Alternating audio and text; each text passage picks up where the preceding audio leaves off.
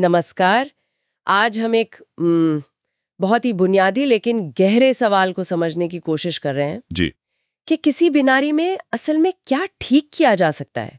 हमारे पास होम्योपैथी पर एक पुराने व्याख्यान के कुछ अंश हैं। ये बताते हैं कि एक कुशल चिकित्सक बनने के लिए क्या समझना जरूरी है। बिल्कुल। और देखिए, ये सिर्फ बीमारी को जानने के बारे में ही नहीं है।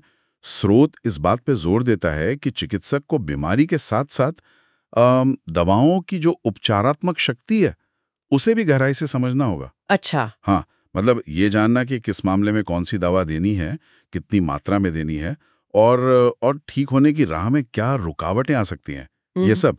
तो फिर शुरू करते हैं इसी समझ से। स्रोत कहता है कि सच्चा चिकित्सक लक्षणों को सिर्फ देखता नहीं है ना? हाँ, बल्कि उनके पीछे के पैटर्न को, बीमारी के असल सार को समझता है। ये आंखों से ज्यादा मन का काम है शायद। बिल्कुल सही कहा। और यहीं से वो विचार आता है कि बीमारी में ठीक होने लायक हिस्सा असल में है क्या। स्रोत के अनुसार ये है लक्षणों की समग्रता।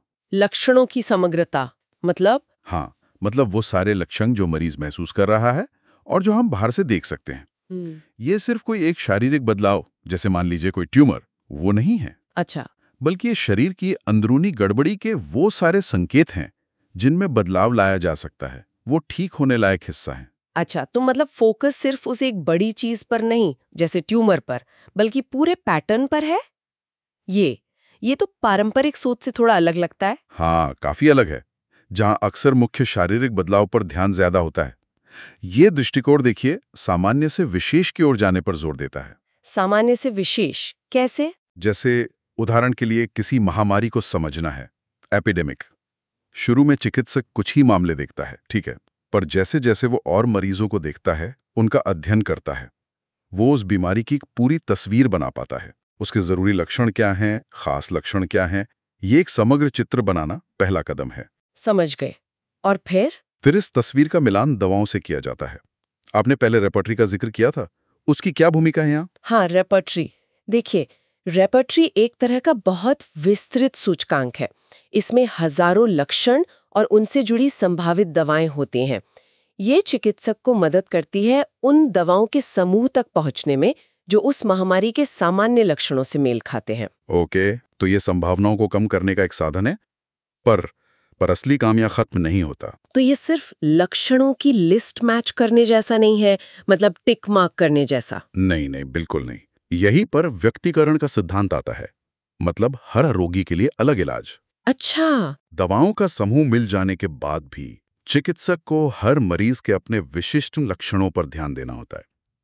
वो अनोखी बातें जो उस मरीज को दूसरों से अलग करती हैं। हाँ। और फिर उन लक्षणों के आधार पर उस एक दवा को चुनना होता है जो उस खास मरीज के लिए सबसे ज्यादा सटीक हो। बीमारी का नाम भले ही एक हो, लेकिन दवा अलग अलग मरीजों के लिए बिल्कुल अलग हो सकती है। ये तो काफी ललित काम लगता है, हर मरीज को इतने गौर से समझना। है, बिल्कुल है। और क्या इसी तरह दवाओं को भी समझा जाता है? आपने औषध परीक्षण या प्रूविंग्स की बात की थी, वो क्या है? जी हाँ, बिल्कुल। दवाओं की शक्ति को समझने के लिए उन्हें स्वस्थ लोगों पर परीक्षण किया जाता है। इसे प्रूविंग कहते हैं। इससे ये पता चलता है कि कोई दवा एक स्वस्थ शरीर में क्या-क्या लक्षण पैदा कर सकती है। अच्छा, स्वस्थ शरीर में? हाँ, स्वस्थ स्वयंसेवकों पर पहले सामान्य प्रभाव देखे जाते हैं, फिर हर व्यक्ति की अपनी खास प्रतिक्रियाएं नोट की जाती हैं।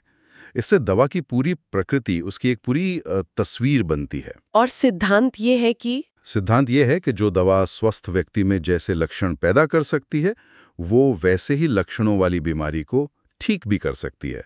मतलब समः समम शमयति, या लाइक क्योर्स लाइक। समझ गई। तो बीमारी की तस्वीर और दवा की तस्वीर का मिलान करना है, यही लक्ष्य है। बिल्कुल। अंततः सब कुछ चिकित्सक की अवधारणा पर, उसकी समझने की क्षमता पर निर्भर करता है। स्रोत यही कहता है कि कुशल चिकित्सक वो है जो अपनी पैनी समझ से, अपनी परसेप्शन से बीमारी की प्रकृति और दवा की प्रकृति दोनों को साफ साफ देख सके, जैसे कोई तस्वीर देख रहा हो।